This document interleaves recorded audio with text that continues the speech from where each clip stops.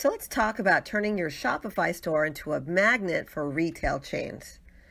So if you have a great product and you're selling on Shopify and you're now exploring the possibility of, selling your product beyond just online, you want to sell into physical stores, this little training segment will walk you through some things to think about in regards to supporting yourself.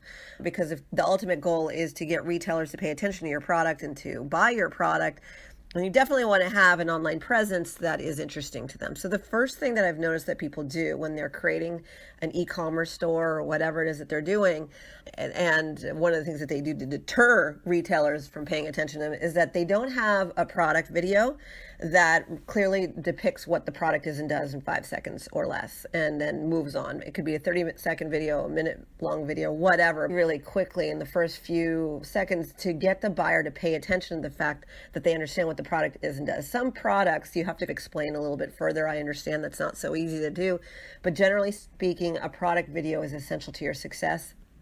And really, you touching the product, looking at the product, somebody like discussing it in some way, explaining why that product is so superb for their audience and so forth, that will really help you. Buyers really like looking at videos, and they'll absolutely take a look at that. The other thing is that buyers are always looking at reviews online and so forth. So if you can control some of that, maybe if you have great reviews on different platforms and so forth, you want to place that on your Shopify store. Buyers love that. So yesterday I was talking to Bed Bath & Beyond because I do events and I partner with retail chains, and Bed Bath & Beyond was reviewing different products and so forth.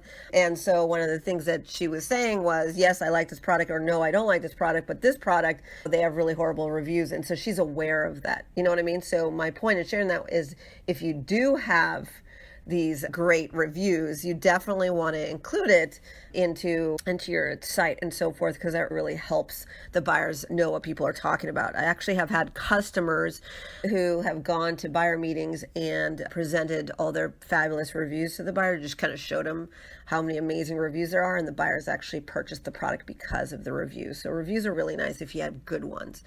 Not much I can do for you if you have terrible reviews, but let's just assume that you pluck the ones that are great and you put them on your site. The buyers are actually caring whether or not the customer is liking your product or not.